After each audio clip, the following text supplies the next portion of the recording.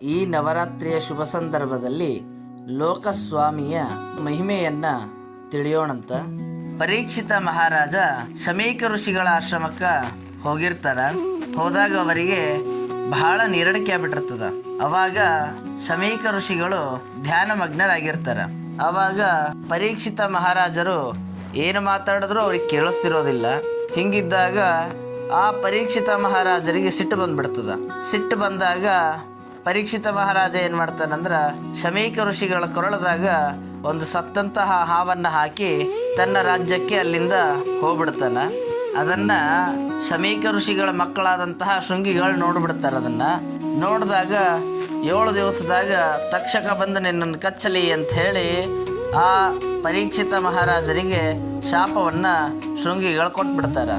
ಪರೀಕ್ಷಿತ ಮಹಾರಾಜರಿಗೆ ಈ ರೀತಿಯಾಗಿ ಶಾಪ ಕೊಟ್ಟಾರ ಅಂಥೇಳಿ ಕಶ್ಯಪ ಎಂಬಂತಹ ಬ್ರಾಹ್ಮಣರಿಗೆ ಗೊತ್ತಾದಾಗ ತನ್ನ ರಾಜನನ್ನು ರಕ್ಷಣೆ ಮಾಡಬೇಕು ಅಂತನ್ನೋದಕ್ಕಾಗಿ ಆ ಪರೀಕ್ಷಿತ ಮಹಾರಾಜನನ್ನು ರಕ್ಷಣೆ ಮಾಡಬೇಕು ಅಂಥೇಳಿ ವಿಚಾರವನ್ನು ಮಾಡ್ತಾರೆ. ಆವಾಗ ಕಶ್ಯಪ ಋಷಿಗಳಿಗೆ ಬ್ರಾಹ್ಮಣ ರೂಪದಲ್ಲಿ ತಕ್ಷಕ ಭೇಟಿಯಾಗ್ಬಿಡ್ತಾನೆ. ಭೇಟಿಯಾದಾಗ ತಕ್ಷಕ ಕಶ್ಯಪರಿಗೆ ಕೇಳ್ತಾರೆ, ನೀವ್ಯಾರು, ಎಲ್ಲಿಗೆ ಹೊರಟೀರಿ ಅಂತ ಈ ರೀತಿಯಾಗಿ ಕಶ್ಯಪರಿಗೆ ಕೇಳ್ತಾರ. ನಾನು ಕಶ್ಯಪ, ವಿಷಹರ ಮಂತ್ರವನ್ನು ತಿಳಿದವನು. ನಮ್ಮ ರಾಜರನ್ನು ತಕ್ಷಕ ಸಾಯಿಸ್ತಾನಂತ, ರಾಜರನ್ನು ರಕ್ಷಿಸೋದಕ್ಕಾಗಿ ನಾನು ಹೊಂಟೀನಿ ಅಂತ ಹೇಳಿ ಕಶ್ಯಪರು ಹೇಳ್ತಾರ. ಆವಾಗ ತಕ್ಷಕನಿಗೆ ಗಾಬರಿ ಆಗ್ಬಿಡ್ತದ. ಈ ಬ್ರಾಹ್ಮಣನಿಂದ ನನ್ನ ಕೆಲಸ ಕೆಡ್ತದಲ್ಲ ಅಂಥೇಳಿ ತಿಳಿದ.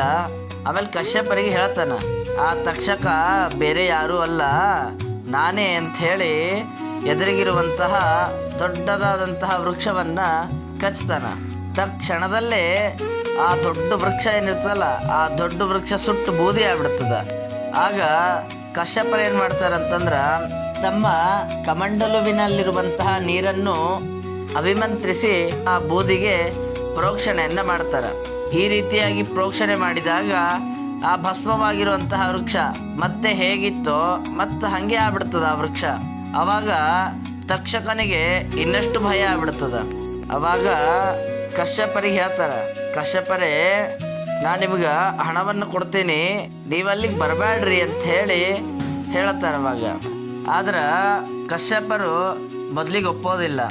ಆಗ ಆ ಕಶ್ಯಪರು ಏನು ಮಾಡ್ತಾರೆ ಅಂದ್ರೆ ಯೋಗ ದೃಷ್ಟಿಯಿಂದ ಎಲ್ಲವನ್ನೂ ಹಿಂದಾದಂತಹ ವೃತ್ತಾಂತವನ್ನು ಎಲ್ಲವನ್ನೂ ಕೂಡ ನೋಡ್ತಾರೆ. ನೋಡಿದಾಗ ಪರೀಕ್ಷಿತನ ಆಯುಷ್ಯ ಇನ್ನು 7 ದಿವಸದ ಅಂಥೇಳಿ ತಿಳಿದವ್ರು ಏನು ಮಾಡ್ತಾರೆ ಅಂದ್ರೆ ತಕ್ಷಕ ಕೊಟ್ಟಂತಹ ಹಣವನ್ನು ತೆಗೆದುಕೊಂಡು ತಮ್ಮ ವಾಸಸ್ಥಾನಕ್ಕೆ ಬರ್ತಾರೆ. ಅವಾಗ ಏನಾಗ್ತದೆ ಅಂದ್ರೆ ಅಲ್ಲಿರುವಂತಹ ಎಲ್ಲ ಜನರು ಕೂಡ ಕಶ್ಯಪರಿಗೆ ಬಹಿಷ್ಕಾರವನ್ನು ಹಾಕಿಬಿಡ್ತಾರೆ. ತಮ್ಮ ಶಿಷ್ಯರು ಕೂಡ ಅವರ ಹತ್ರ ಸೇರಿಸೋದಿಲ್ಲ. ಏನು ಅಂಥೇಳಿ ಅವ್ರಿಗೂ ಗೊತ್ತಾಗಲ್ಲ. ನನ್ನ ಯಾಕೆ ಬಹಿಷ್ಕಾರ ಹಾಕಿರಿ ಅಂತ ಯಾರಿಗೂ ಕೇಳಿದ್ರೆ ಅವ್ರು ಯಾರೂ ಕೂಡ ಹೇಳ್ತಿರೋದಿಲ್ಲ. ಇದಾದ್ಮೇಲೆ ಕೊನೆಗೆ ಏನು ಮಾಡ್ತಾರೆ ಅಂದ್ರೆ ಒಂದು ಆಶ್ರಮಕ್ಕೆ ಹೋಗ್ತಾರೆ. ಹೋಗಿ ಅಲ್ಲಿರುವಂತಹ ಶಾಕಲ್ಯರಿಗೆ ತಮ್ಮ ತಪ್ಪೇನದ ಅಂಥೇಳಿ ಕೇಳ್ತಾರೆ. ಅವಾಗ ಶಾಕಲ್ಯರು ಹೇಳ್ತಾರೆ, ಕೊನೆ ಕ್ಷಣದವರೆಗಾದರೂ ಪರೀಕ್ಷಿತ ಮಹಾರಾಜರನ್ನು ಬದುಕಿಸುವಂತಹ ಪ್ರಯತ್ನವನ್ನು ನೀವು ಮಾಡಬೇಕಾಗಿತ್ತು. ಆದರೆ ಅದನ್ನು ಅರ್ಧದಲ್ಲಿಯೇ ನೀವು ಬಿಟ್ಟು ಬಂದಿದ್ದೀರಿ. ಯದ್ಯಪಿ ಪರೀಕ್ಷಿತನಿಗೆ ಆಯುಷ್ಯ ಅಂತನ್ನೋದಿಲ್ಲ, ಆದರೂ ಮನುಷ್ಯ ಪ್ರಯತ್ನ ಅಂತನ್ನೋದನ್ನು ನೀವು ಮಾಡಲಿಲ್ಲ. ಇದೊಂದು ಅಪರಾಧ ಅದ. ಆದ್ದರಿಂದಾಗಿ ಈ ಅಪರಾಧಕ್ಕಾಗಿ ನಿಮಗೆ ಬಹಿಷ್ಕಾರ ಹಾಕಿದ್ದಾರೆ ಅಂತ ಈ ರೀತಿಯಾಗಿ ಶಾಕಲ್ಯರು ಹೇಳ್ತಾರೆ. ಅವಾಗ ಆ ಕಶ್ಯಪರು ಕೇಳ್ತಾರೆ, ಇದರ ಪ್ರಾಯಶ್ಚಿತ್ತವನ್ನು ಹೇಗೆ ಮಾಡ್ಕೋಬೇಕು ನಾನು ಅಂಥೇಳಿ ಶಾಕಲ್ಯರಿಗೆ ಕೇಳಿದಾಗ ಆಗ ಶಾಕಲ್ಯರು ಹೇಳ್ತಾರೆ, ಇದರ ಪರಿಹಾರಕ್ಕಾಗಿ ಹೇಳ್ತಾರೆ, ವೆಂಕಟಾಚಲದಲ್ಲಿರುವಂತಹ ಸ್ವಾಮಿ ಪುಷ್ಕರಣಿಗೆ ಹೋಗಿ ಅಲ್ಲಿ ಸ್ನಾನವನ್ನು ಮಾಡಿ ವರಾಹದೇವರ ದರ್ಶನವನ್ನು ಮಾಡಿಕೊಳ್ಳಿ. ಬ್ರಹ್ಮಹತ್ಯಾದಿ ಪಾಪಗಳನ್ನು ಪರಿಹರಿಸುವ ಸಾಮರ್ಥ್ಯ ಆ ಸ್ವಾಮಿ ಪುಷ್ಕರಣಿಗೆ ಇದೆ ಎಂದು ಹೇಳ್ತಾರೆ. ಆವಾಗ ಕಶ್ಯಪರು ವೆಂಕಟಾಚಲಕ್ಕೆ ಹೋಗ್ತಾರೆ. ಹೋಗಿ ಅಲ್ಲಿ ಸ್ವಾಮಿ ಪುಷ್ಕರಣಿಯಲ್ಲಿ ಸ್ನಾನವನ್ನು ಮಾಡ್ತಾರೆ. ಮಾಡಿ ವರಾಹದೇವರ ದರ್ಶನವನ್ನು ಮಾಡಿಕೊಂಡು ತಮಗೆ ಅಂಟಿರುವಂತಹ ಪಾಪದಿಂದ ನಿರ್ಮುಕ್ತರಾಗಿ ತಮ್ಮ ಸ್ಥಾನಕ್ಕೆ ಬರ್ತಾರೆ.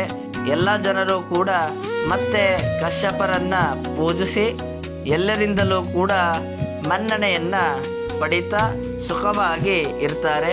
ಇದು ವೆಂಕಟಗಿರಿಯ ಮಹಿಮೆ, ಸ್ವಾಮಿ ಪುಷ್ಕರಣಿಯ ಮಹಿಮೆ. ಇದನ್ನು ತಿಳಿದು ವೆಂಕಟಗಿರಿ ಯಾತ್ರೆಯನ್ನು ಮಾಡಿದವರು, ಸ್ವಾಮಿ ಪುಷ್ಕರಣಿಯಲ್ಲಿ ಸ್ನಾನ ಮಾಡಿದವರು ಸಕಲ ಪಾಪಗಳಿಂದ ಮುಕ್ತರಾಗುತ್ತಾರೆ, ಭಗವಂತನ ಜ್ಞಾನವನ್ನು ಪಡೆಯುತ್ತಾರೆ ಅಂಥೇಳಿ ಈ ಕಥೆಯಿಂದ ನಮಗೆ ತಿಳಿದು ಬರ್ತದೆ.